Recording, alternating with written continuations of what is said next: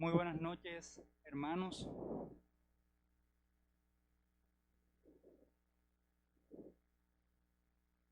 Como ya el hermano Jaime Andrés pues, estuvo comentando, vamos a hablar en esta noche acerca de este atributo de la santidad.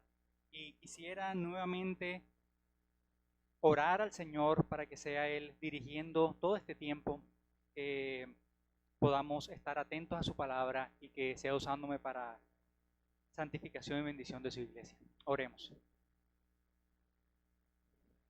Soberano Dios y Padre que estás en los cielos. En esta noche, Señor, venimos delante de ti reconociendo que tú eres el Señor de toda la creación, que tú eres el santo, santo, santo. Y nosotros, Señor, no tenemos nada que ofrecer por nuestros méritos. No hay nada que podamos hacer para presentarnos delante de ti como justos o como santos. Pero damos las gracias por Cristo Jesús, porque por medio de su obra podemos, Señor, venir delante de ti. Gracias, Señor, por el sacrificio de Cristo en la cruz por nosotros. Y ahora te rogamos que podamos entender estas palabras, que seas tú usando al predicador para hablar la verdad con poder, con sabiduría, con denuedo de palabra. Y que tú, Señor, seas exaltado y glorificado en todo. En el nombre poderoso de Cristo nosotros oramos. Amén. Hace un tiempo atrás me encontré un video en internet de un pastor muy reconocido en los Estados Unidos que estaba hablando en un programa de entrevistas, estos programas famosos donde llevan a personajes a hablar acerca de un tema específico. Resulta que este pastor lo invitaron para hablar acerca de Dios, acerca de Jesucristo y del Evangelio. Y era evidente que era un video muy viejo, de muchos años atrás. La realidad es que hoy en día el mundo, las personas se interesan muy poco o nada por conocer al Dios que se ha revelado en las Escrituras, por conocer a ese Dios creador de los cielos y de la tierra. Y es lamentable también que incluso muchas iglesias han dejado a un lado la enseñanza de ese Dios trino, de ese Dios revelado en la palabra de Dios. Y lo que hacen más bien es enseñar temas que de pronto no son tan controversiales para algunos, que no ofendan a otros, y hablan más bien del amor, de la misericordia de Dios, del perdón de Dios. Pero el Señor nos ha revelado su palabra. Y es deber de nosotros como creyentes estudiar cada una de esas perfecciones, de esos atributos del Dios a quien nosotros adoramos, de ese Dios que envió a su Hijo a morir por nosotros los pecadores. Y siguiendo con estos temas, ya vimos el día de ayer la soberanía de Dios, vamos a continuar ahora con la santidad de Dios.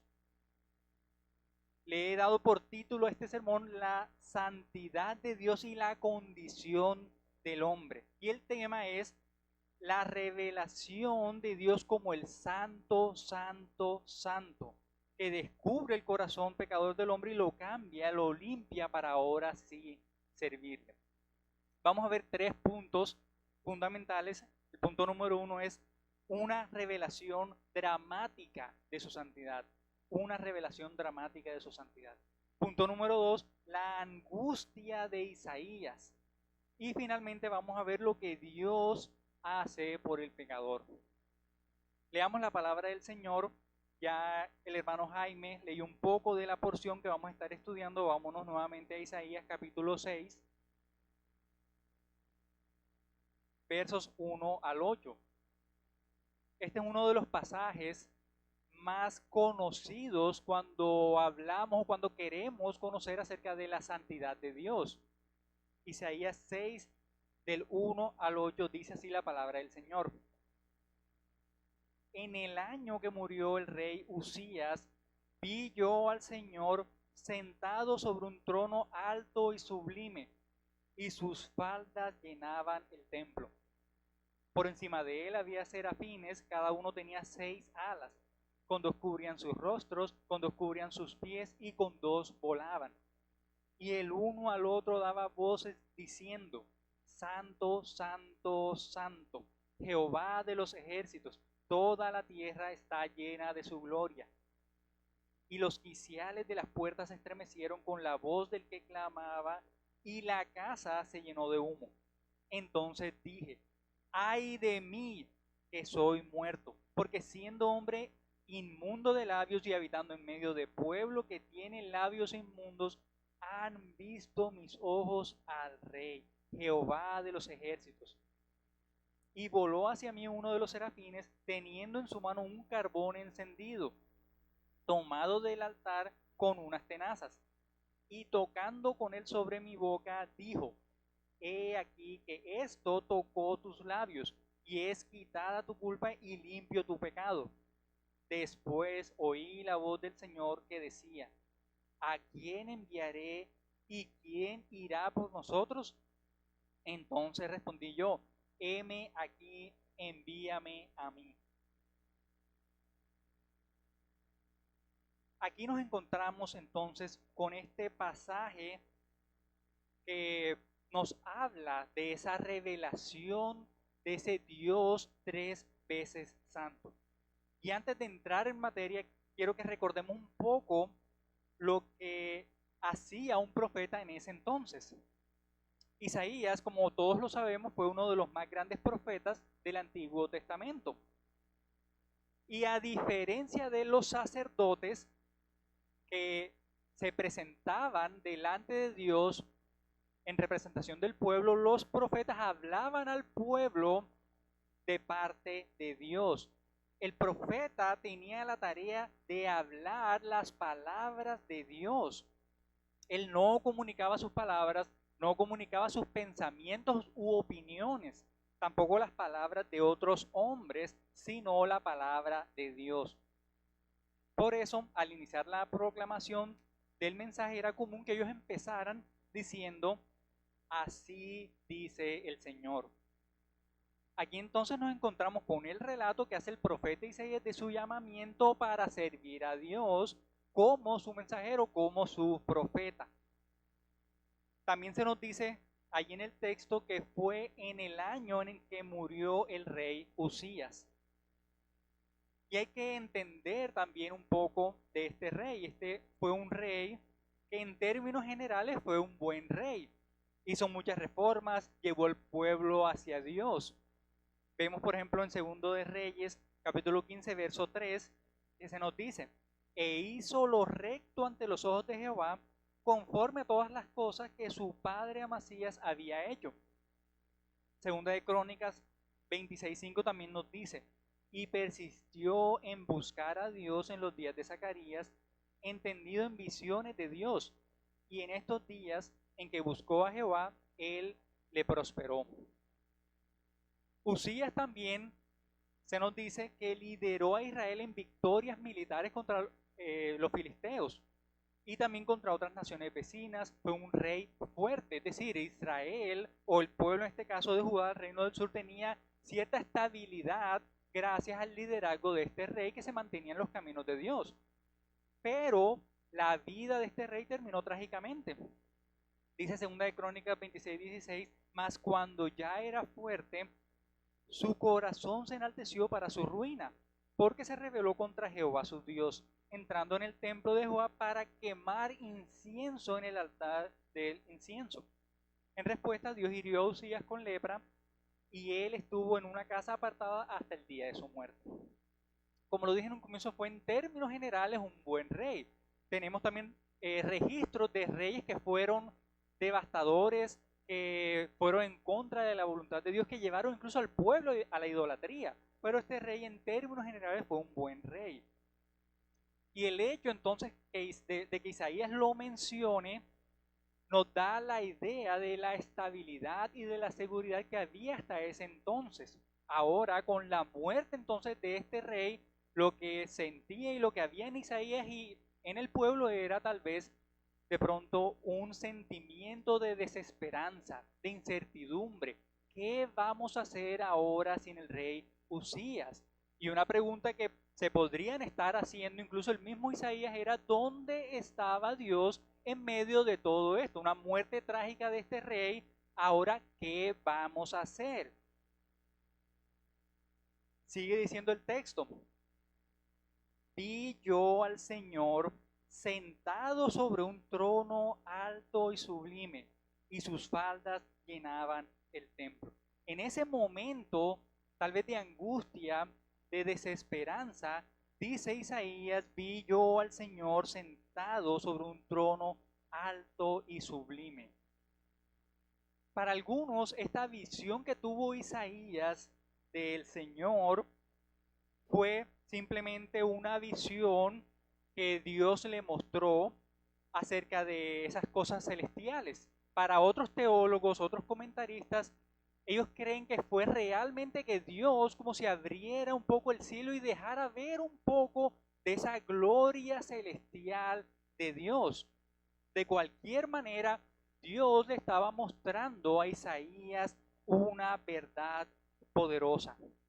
¿Dónde estaba el Señor? El Señor estaba sentado en su trono. Dios aún estaba reinando y aún estaba a cargo de toda la creación. Nada escapa de su dominio, porque Él es el soberano. De hecho, el nombre que vemos allí en nuestra Biblia, traducido como el Señor, en el original es Adonai, que significa el soberano, el que reina sobre todas las cosas. Y nos dice que era un trono alto y sublime. Ningún otro hombre puede equipararse al Señor.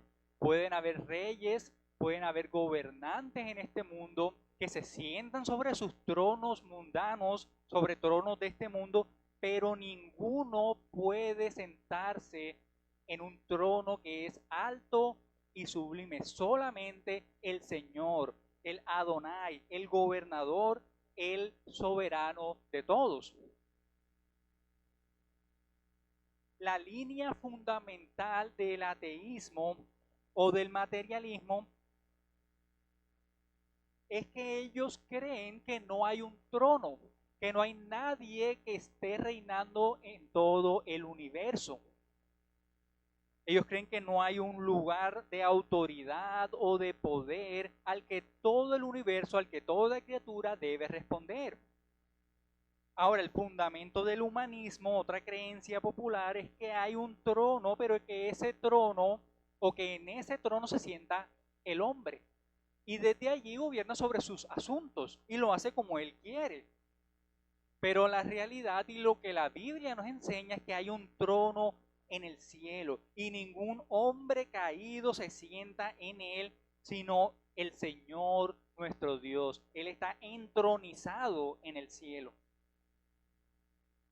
Isaías pudo haber estado deprimido o desmotivado porque un gran líder de Judá ya no estaba en el trono. Dios en el cielo ahora le muestra a Isaías: no te preocupes, Isaías, puede que Usías ya no esté en su trono, pero yo sí estoy en mi trono. No importa la situación por la que puedas estar pasando, hermano, como creyentes tenemos esta verdad de que el Señor está sentado en su trono. Él tiene el control de todo el universo, tiene el control de tu vida y de los asuntos que ocurren alrededor de tu vida. Te han diagnosticado una fuerte enfermedad, el Señor está en su trono. Has tenido una gran pérdida económica, el Señor está sentado en su trono. Hay incertidumbre en el país por las personas que ocupan el gobierno, el Señor está sentado en su trono. Y el texto nos sigue diciendo: y sus faldas llenaban el templo. Ahora, el largo de las faldas de un rey simbolizaba el honor, la majestad, la excelencia que tenía ese rey. Lo mismo sucedía cuando una novia usaba un vestido largo. De hecho, haciendo una pequeña investigación en las bodas de la realeza británica, hemos visto colas de vestidos de 5 metros. Por ejemplo, el velo de la princesa Diana fue de 140 metros de largo. mostrando ese honor, esa dignidad tal vez que podría tener entre los hombres. Pero aquí, en esta visión, Isaías, ¿qué fue lo que vio? Él vio que las faldas se desparramaban del trono y llenaban todo el templo. Cuánto honor y cuánta majestad tiene el Señor, que sus faldas lo llenaban todo. No había un centímetro cuadrado de espacio que no lo ocuparan sus faldas. ¿Cuán largas eran? Si nos preguntáramos eso, la respuesta sería sencilla: lo llenaba todo. Una muestra entonces de ese honor, dignidad y majestad que el Señor le estaba mostrando a Isaías en un tiempo de desesperanza y de angustia. Pero también el relato nos habla de unos personajes que estaban allí. Dice que por encima de él había serafines. Cada uno tenía 6 alas, con 2 cubrían sus rostros, con 2 cubrían sus pies y con 2 volaban. Todo lo que Dios crea, como Dios creador que Él es, lo hace de manera inteligente. Es decir, Él creó las aves con 2 alas para que pudieran volar. Nos dio una boca para que nos pudiéramos alimentar. Tenemos 2 piernas, 2 pies para poder caminar o correr. Él crea de manera inteligente, no desperdicia nada, no hace nada porque sí, lo hace con una función, con una inteligencia de creación, se llama eso. Pero aquí vemos en el relato que estos ángeles, Dios los había creado con 3 pares de alas. Y es interesante el uso que se nos da o que se nos describe allí para esas alas. En primera medida, ellos necesitaban 2 alas, o sea, un par para cubrirse el rostro. Y esto nos dice algo bien importante. Para mostrarnos, para mostrarle a Isaías y para mostrarnos a nosotros que ellos, aunque eran creación de Dios, sin pecados, sin ninguna mancha, eran inferiores delante de la presencia de Dios. Y aún en esa creación sin pecado y sin mancha que tenían los ángeles, no eran dignos, no eran merecedores, no se podían presentar así como tal y ver el rostro de Dios. Tenían que cubrirse. El Señor le dijo a Moisés: no podrás ver mi rostro, porque no me verá hombre y vivirá. Así que esto era igualmente verdad para los ángeles, mostrando esta reverencia, esta humillación delante del Dios 3 veces santo. El predicador, pastor C.H. Spurgeon comenta lo siguiente al respecto: porque el serafín recuerda que aún sin el pecado, él es aún una criatura, y por lo tanto se considera a sí mismo como nada e indigno de estar en la presencia del 3 veces santo. Pero también se nos menciona que un par de alas era para cubrir sus pies, y esto era para esconder esa parte que también muestra o recuerda la humanidad, la creación, que eran los pies. Algo que se asemejaba a la creación del hombre. Y finalmente un par para volar y poder estar listos para el servicio a Dios. De manera que cada parte de la estructura, de la anatomía de estos ángeles era necesaria para poder estar en la presencia de este Dios 3 veces santo.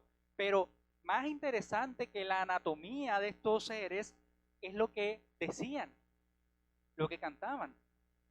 Y el uno al otro daba voces diciendo: santo, santo, santo, Jehová de los ejércitos. Toda la tierra está llena de su gloria. Y los quiciales de las puertas se estremecieron con la voz del que clamaba, y la casa se llenó de humo.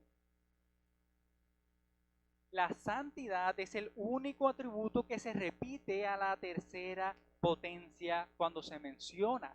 Se eleva al tercer grado para mostrar la importancia, para destacar ese atributo de la santidad entre todas las cosas que se puede decir acerca de Dios. No vemos que se nos hable acerca de que Dios es amor, amor, amor, o que es poderoso, poderoso, poderoso. Por lo tanto, este atributo tiene un grado especial entre todos los atributos, entre todas las perfecciones, sin decir que los otros atributos no sean importantes. Este tiene un lugar especial. Decir santo, santo, santo es el Señor, es declarar su santidad al más alto grado posible. Pero, ¿qué significa que Dios sea santo? A ese grado más alto posible, la santidad en su raíz tiene la idea de separado de. Describe a alguien o a algo que está separado de otros. Un objeto, por ejemplo, puede ser santo, es decir, separado para un servicio especial. Una persona es santa si está separada para la voluntad y el propósito de Dios. Dice primero de Samuel 2:2, no hay santo como Jehová, porque no hay ninguno fuera de ti y no hay refugio como el Dios nuestro.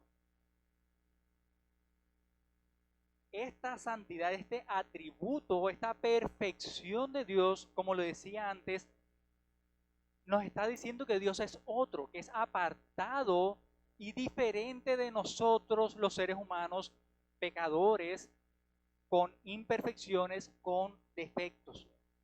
Pero la santidad de Dios también es su hermosura. Y este atributo impacta los demás atributos. Su amor, por ejemplo, es santo. Su palabra es santa. Su poder es santo. Y su ira, sí, su ira es santa. Este atributo de la santidad afecta a cada una de las otras perfecciones y las hace también hermosas. Sigue diciendo el texto, y los quiciales de las puertas se estremecieron con la voz del que clamaba y la casa se llenó de humo.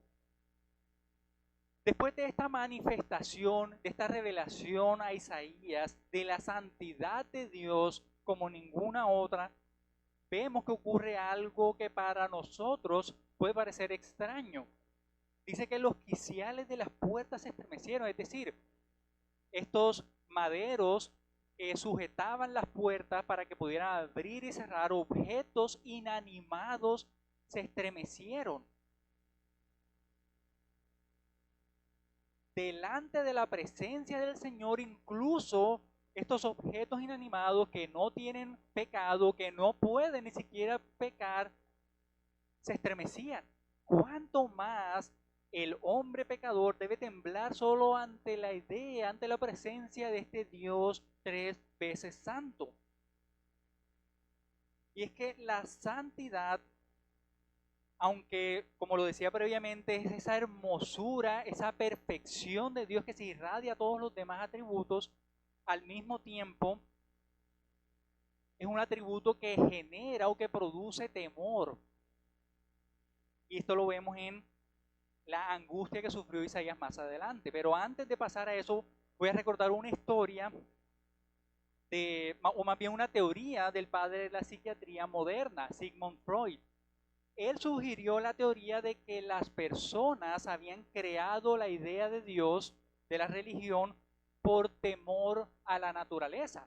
Él decía que las personas, como no entendían los desastres naturales, no entendían un torbellino, las inundaciones, los terremotos, crearon un Dios para que pudieran hablar con ese Dios y que pudiera aplacar la tormenta o el terremoto o la inundación. Al ser esa naturaleza impersonal, le daba a través de un Dios una personalidad al cual se podía hablar con él, negociar con él, orar a él y clamar a él. El problema de esta teoría, y que lamentablemente muchos aún siguen creyendo, es que el Dios de las Escrituras, el Dios que se nos ha revelado, es un Dios infinitamente más atemorizante que una tormenta o que un huracán. y ante su presencia todos tiemblan. Entonces, ¿por qué, según Freud, que dice que el hombre creó a Dios para evitar esa naturaleza que era atemorizante? Porque, como vemos en las escrituras y en la revelación de Dios, ese Dios es santo, es infinitamente más atemorizante, y los encuentros con este Dios que es santo son traumáticos. Eso lo vemos a lo largo de las escrituras. Incluso podríamos quedarnos aquí estudiando esos encuentros, por ejemplo, de los discípulos con la santidad de Jesús, de la segunda persona de la Trinidad, que ante los milagros no salían diciendo: bravo Jesús, por favor, haz más, calma la tormenta, produce más peces, sino que reaccionaban con temor, con miedo, diciéndole: apártate de mí, como lo hizo Pedro después del milagro de la pesca. Apártate de mí, Señor, porque soy pecador. Este atributo genera trauma, genera angustia ante los hombres por el pecado de los hombres. Dios es otro, Él es diferente a nosotros. Si hiciéramos una encuesta y le preguntáramos a las personas cuál es uno de sus principales temores, muchos no dirían miedo a morir, sino que su mayor temor podría ser el temor a lo extraño, el temor a los extranjeros, conocido como xenofobia. Es un temor muy popular en la población. Y es precisamente que en nuestra naturaleza está ese temor. Y cuando nos enfrentamos, como lo hizo Isaías, ante este Dios que es santo, santo, santo, diferente, apartado de nosotros, que no es como nosotros, también va a haber temor, va a haber angustia y trauma, como lo vivió Isaías, lo que nos lleva a nuestro segundo punto: la angustia de Isaías. Versículo 5.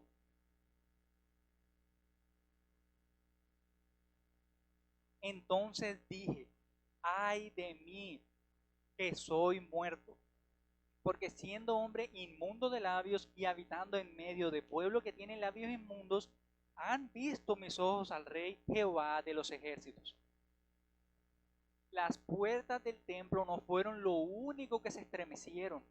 Lo que más tembló en aquel edificio fue el cuerpo de Isaías, cuando él vio al Dios viviente, al creador de los cielos y de la tierra, al monarca reinante de todo el universo, desplegando ante sus ojos toda su santidad. Isaías solo pudo exclamar: ay de mí.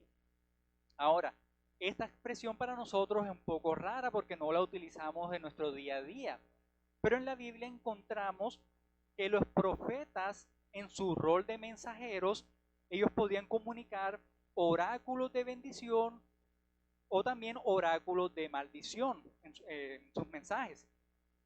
Aquellos de bendición por lo general iniciaban con las palabras bienaventurados. De la misma manera, esa fue la palabra que usó el Señor Jesús en el Sermón del Monte. Pero cuando ellos iban a comunicar un oráculo de maldición, utilizaban los ayes. Veamos el ejemplo de Nahum 3:1, que profetizó a la ciudad de Nínive, a esta ciudad sanguinaria. Verso 1 del capítulo 3 dice: ay de ti, ciudad sanguinaria, toda llena de mentira y de rapiña, sin apartarte del pillaje. Y más adelante en el verso 5 dice: heme aquí contra ti, dice Jehová de los ejércitos, y descubriré tus faldas en tu rostro, y mostraré a las naciones tu desnudez, y a los reinos tu vergüenza, y echaré sobre ti inmundicias, y te afrentaré y te pondré como estiércol. Todos los que te vieren se apartarán de ti y dirán: Nínive es asolada. ¿Quién se compadecerá de ella? ¿Dónde te buscaré consoladores? Palabras fuertes del profeta Nahum, que estaba profetizando un oráculo de maldición a esta ciudad. Juicio venía para la ciudad de Nínive si no se arrepentían. Pero ahora en este pasaje vemos que el profeta Isaías emite también un oráculo de maldición, pero no lo hace sobre una ciudad, sobre un rey, sobre un pueblo, sino que ahora al ver al Señor, él pronunció el juicio de Dios sobre sí mismo. Ay de mí, invocando el juicio de Dios, la severa maldición de ese juicio sobre su propia cabeza.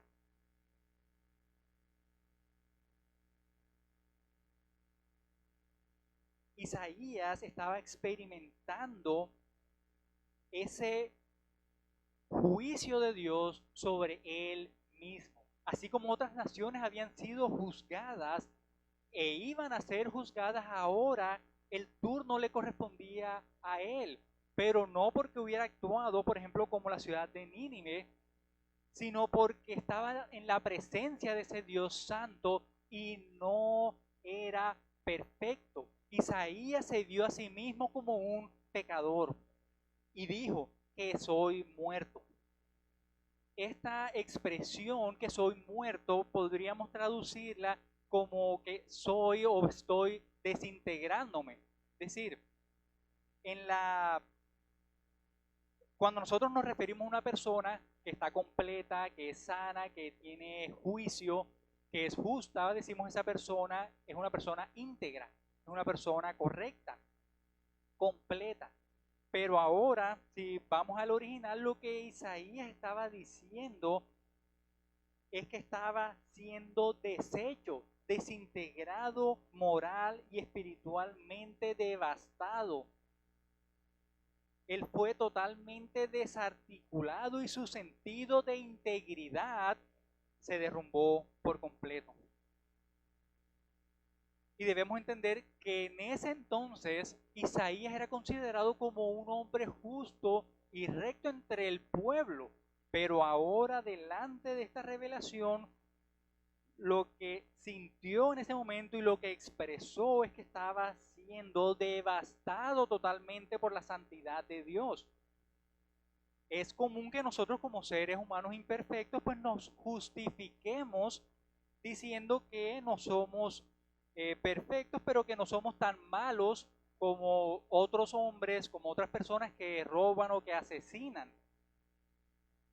Podríamos incluso salir a preguntar a cualquiera en la calle si se considera bueno y lo más probable es que diga que sí, que se considera bueno porque no ha hecho actos atroces como otros sí los han hecho.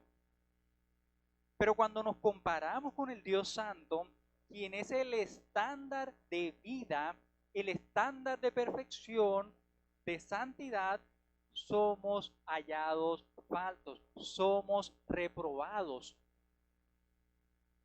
Isaías vio esta manifestación de la santidad de Dios y se vio a sí mismo como un hombre pecador, necesitado, un hombre que no podía estar delante de la presencia de Dios, aunque entre los hombres se consideraba o era considerado como bueno. Este reconocimiento de su ruina moral y espiritual se nos dice que estaba relacionado con sus labios, como leemos. Pero ¿por qué Isaías no mencionó más bien sus acciones o de pronto sus pensamientos? Y las palabras del Señor Jesús nos ayudan a entender esto. Cuando Él dijo que no es lo que entra en la boca, sino lo que sale lo que contamina a los hombres. O podríamos ver el discurso sobre la lengua escrito por Santiago, el hermano del Señor. Dice, por ejemplo, Santiago 3:9, con ella bendecimos al Dios y Padre y con ella maldecimos a los hombres que están hechos a la semejanza de Dios. De una misma boca proceden bendición y maldición. Hermanos míos, esto no debe ser así. Probablemente Isaías no entraba en esta categoría a la cual se refiere Santiago, pero ciertamente se quedaba corto ante el estándar de perfección de Dios. Isaías se dio cuenta que sus palabras, que lo que salía de su boca no era perfecto y por lo tanto revelaban que había pecado en su corazón, un pecado remanente. En realidad nada pone más de manifiesto la terrible depravación del corazón humano y su enemistad con el Dios viviente que la presencia del que es infinita e inmutablemente santo. De manera que en la medida, lo que vemos aquí, que en la medida en que conocemos a ese Dios tres veces santo, así como le fue revelado a Isaías, nos conocemos entonces a nosotros mismos y podemos ver la necesidad que todo hombre tiene de un Salvador, de un medio para poder ser santos y aprobados delante de ese Dios que es santo, santo, santo. Sigue diciendo, porque siendo hombre inmundo de labios y habitando en medio de pueblo que tiene labios inmundos, han visto mis ojos al Rey Jehová de los ejércitos. Isaías aquí no consideró solamente su pecado, sino también el del pueblo, ese pueblo que había sido escogido por Dios para llevar gloria al Dios único y verdadero, para hacer luz entre las naciones. Pero este era un pueblo rebelde, un pueblo pecador. Y ante esta revelación de santidad, Isaías también reconoce el pecado del pueblo. Cuando nosotros como creyentes recordamos esta verdad, hermanos, de que tenemos un Dios que es tres veces santo, que aborrece el pecado, no podemos estar tranquilos ante el pecado nuestro y tampoco ante el pecado de nuestros hermanos, de la iglesia. El Señor ha llamado a su iglesia que sea una iglesia santa. Nos dice Efesios 5, 25 en adelante. Maridos, amad a vuestras mujeres, así como Cristo amó a la iglesia y se entregó a sí mismo por ella para santificarla, habiéndola purificado en el lavamiento del agua por la palabra, a fin de presentársela a sí mismo una iglesia gloriosa, que no tuviese mancha, ni arruga, ni cosa semejante, sino que fuese santa y sin mancha. A eso nos debe llevar el conocimiento de la santidad de Dios, de la perfección de Dios, a aborrecer el pecado nuestro, pero también a aborrecer el pecado que se comete entre nosotros y buscar el arrepentimiento y que seamos esa iglesia santa que el Señor nos llama a ser. El Señor nos hace santos y Él hace a su iglesia santa por medio de su sacrificio, eso todos lo sabemos, pero al mismo tiempo estamos llamados a buscar esa santidad y a mortificar el pecado entre nosotros. Lo que nos lleva a nuestro último punto, lo que Dios hace por el pecador.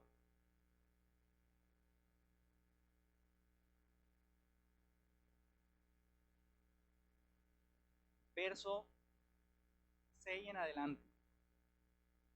Y voló hacia mí uno de los serafines, teniendo en su mano un carbón encendido, tomado del altar con unas tenazas. Y tocando con él sobre mi boca, dijo, he aquí que esto tocó tus labios, y es quitada tu culpa y limpio tu pecado. Después oí la voz del Señor que decía, ¿a quién enviaré y quién irá por nosotros? Entonces respondí yo, heme aquí, envíame a mí. Dios no dejó a Isaías en su angustia y en su pecado. No le dejó sin esperanza, mirando a lo lejos cómo se retorcía a causa de su convicción de pecado y diciéndole, sí, te lo mereces, gusano pecador. No, eso no fue lo que hizo. Tampoco fue condescendiente con él, no le dijo, ya tranquilo Isaías, estás tomando esto de una manera eh, muy importante, en realidad no es para tanto, tranquilo, no te sientas así. No, tampoco lo hizo. Tampoco se quedó distante como un Dios en el que algunos creen que no se involucra con su creación, que es totalmente indiferente al sufrimiento de los hombres. No, tampoco hizo esto. ¿Qué fue lo que Dios hizo? Él envió a un serafín para que limpiara sus labios con un carbón encendido. Y nos dice el texto, tan encendido estaba este carbón que tuvo que tomarlo con unas tenazas. Sabemos que los labios son una parte muy sensible del cuerpo del ser humano. Y podríamos pensar que un carbón encendido en los labios de Isaías podría causar mucho dolor, mucho trauma por el efecto de el ardor en sus labios. Pero Isaías no nos muestra, no nos escribe nada acerca de esto, sino que lo que podemos entender es que esa santidad y esa revelación del Dios como el 3 veces santo era aún más grande, más poderosa y más traumática que lo que podía ser un carbón en los labios de Isaías. Calvino comenta al respecto. El fuego fue tomado del altar para mostrar que era divino o celestial, porque la ley prohíbe que cualquier fuego extraño sea traído a él, porque en cualquier cosa sagrada, cualquier mezcla humana es una absoluta profanación. A través de esta figura, por lo tanto, a Isaías se le enseñó que toda pureza fluye solamente de Dios. Este Dios que es 3 veces santo requiere de aquellos que se acercan a Él santidad, perfección absoluta, sin mancha, sin pecado. Pero ese mismo Dios no nos deja nuestro pecado. Cuando venimos delante de Él humillados, reconociendo su poder, su santidad, su soberanía, su dominio por encima de todas las cosas, y cuando venimos reconociendo nuestra miseria espiritual, nuestro pecado, nuestra incapacidad para hacer algo para solucionar nuestro problema por nosotros mismos y hacernos justos y santos delante de Él, entonces vemos cómo Dios se compadece de nosotros y obra con su bendita misericordia y gracia. Isaías, así como todos los hombres pecadores, merecemos la muerte irremediable, pero Él decide actuar en misericordia y en gracia y no nos da lo que merecemos, sino que nos provee de un Salvador.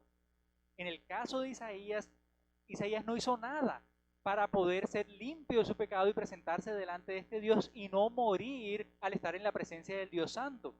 Y en el caso de nosotros, Dios ha dispuesto a Cristo Jesús, su Hijo unigénito, para que ahora a través de su sacrificio nosotros podamos ser justificados, ser santos para su gloria, para servirle a ese Dios todopoderoso, creador y santo. Sigue diciendo el texto, he aquí que esto tocó tus labios y es quitada tu culpa y limpio tu pecado. Isaías entonces escucha estas hermosas palabras que cualquiera desea escuchar ante la convicción de pecado. He aquí tu culpa es quitada y limpio tu pecado.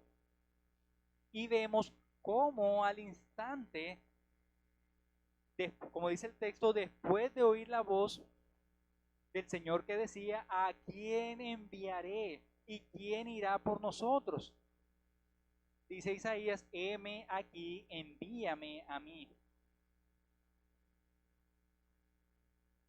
Dios había hecho todo para que Isaías ahora pudiera presentarse delante de Dios y pudiera ahora servir a ese Dios santo. No había excusa, no había ningún pero, no había nada en Isaías, sino el deseo de servir a ese Dios que lo había limpiado y que había quitado su pecado.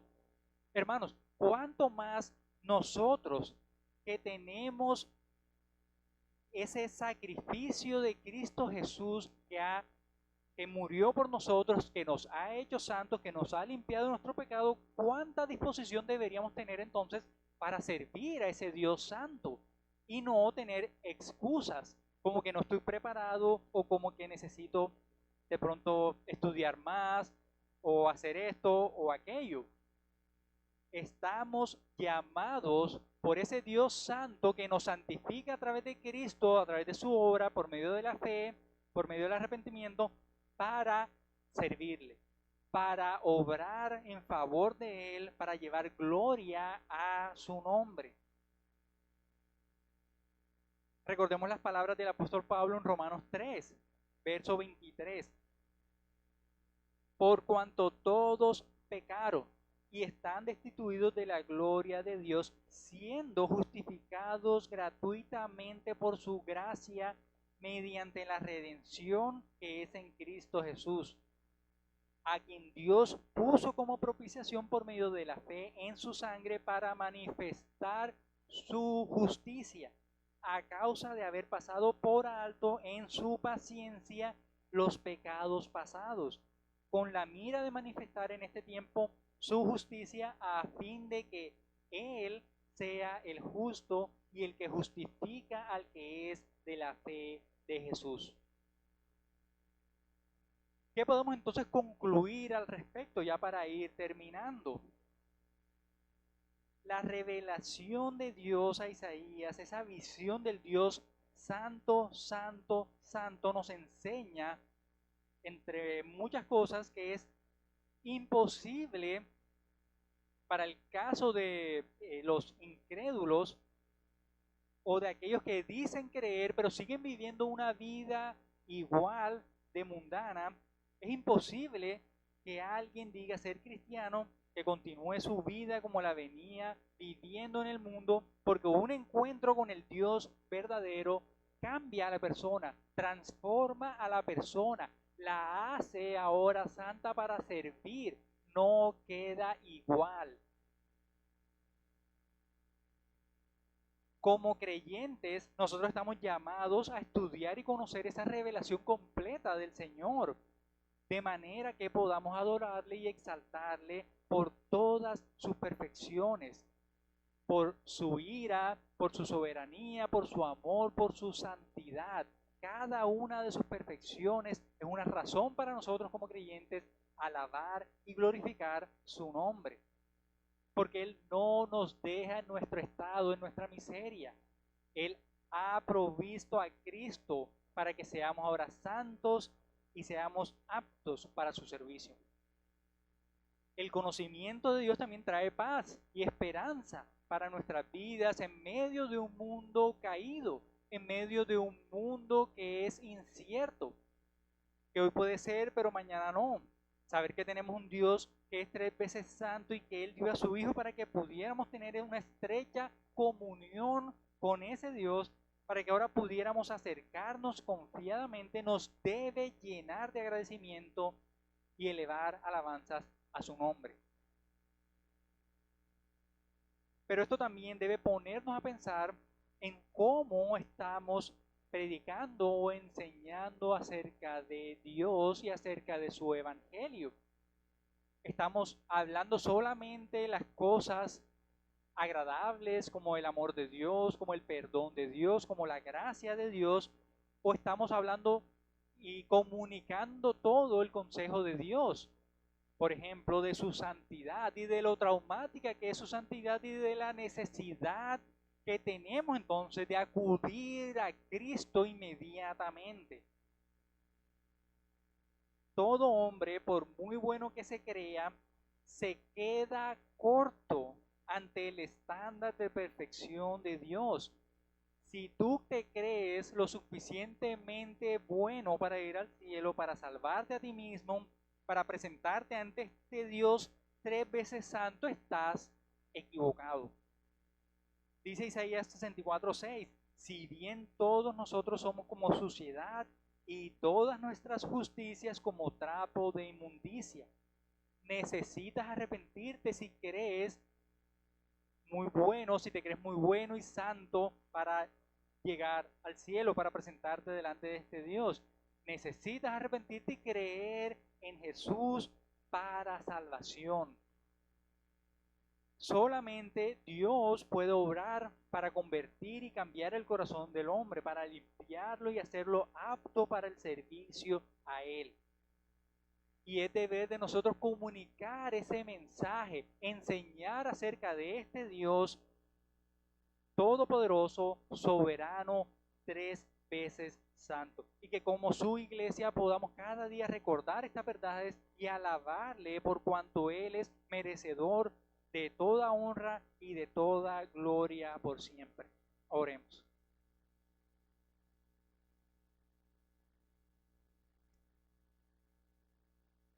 Señor, solo tú eres santo. No hay nadie como tú. Solo tú estás sentado en un trono alto y sublime. Y solo a ti te adoramos. Tú eres el único digno de honra y de gloria por siempre. Y aquí estamos, Señor, como tu iglesia, recordando estas verdades, recordando que en ti no hay pecado y que tú aborreces el pecado. Pero recordamos también ese bendito sacrificio de Cristo por nosotros. Señor, que podamos vivir según esta verdad, que podamos servirte a ti, el Dios nuestro, y que podamos, Señor, hacerlo con alegría, con gozo en nuestros corazones por todo lo que tú has hecho en nosotros a través de Cristo y a través de tu Espíritu Santo. Oramos, Señor, también para que todos aquellos que aún no te conocen, que aún no creen en el Salvador Cristo Jesús, puedan ser traídos a los pies de Cristo en arrepentimiento y en fe, y que a través de esta enseñanza puedan ser salvos para tu gloria. Te lo pedimos en el nombre poderoso de Cristo Jesús. Amén.